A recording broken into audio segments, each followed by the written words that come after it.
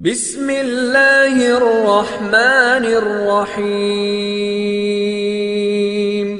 اللہ سبحانہ بندوں کے دلوں کو پھیرتے رہتے ہیں۔ اللہ سے ہمیشہ دعا کرو کہ اللہ تمہارے دلوں کو پھیر کر اپنی طاعت و عبادت پہ جمائے رکھے، اور کسی بھی عبادت و اطاعت پہ ہرگز ناز نہ کیا کرو، اس لیے کہ ہر عبادت و اطاعت کی توفیق اللہ سے ملا کرتی ہے۔ جسے طاعت کی توفیق ملی شکر کرے، ناشکری کے عذاب سے ڈرے، اور اس اطاعت کو ہرگز اپنی طرف منسوب نہ کرے کہ اس نے کی۔ بندہ گناہ کرتا ہے، بندے کو اس کا ہرگز پتہ نہیں ہوتا کہ اس سے کتنا بڑا گناہ سرزد ہوا۔ بعض گناہ ایسے ہوتے ہیں جن کے باعث بندہ کو ذکر سے محروم کر دیا جاتا ہے۔ جس طرح ہر دوا میں ہر مرض کی شفا نہیں ہوتی اور مختلف امراض کے لیے مختلف دوائیں ہیں، اسی طرح سلوک میں بھی کسی ایک ذکر پہ اکتفا نہیں کیا جا سکتا، البتہ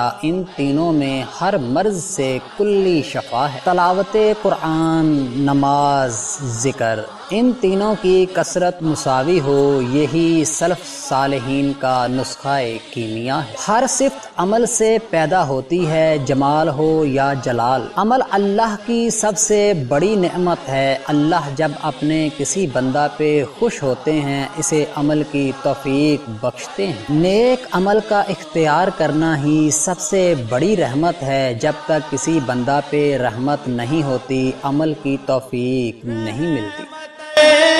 عالمی تیرا لقب ہے مرحبا، ساری دنیا سے جدا تیرا نسب ہے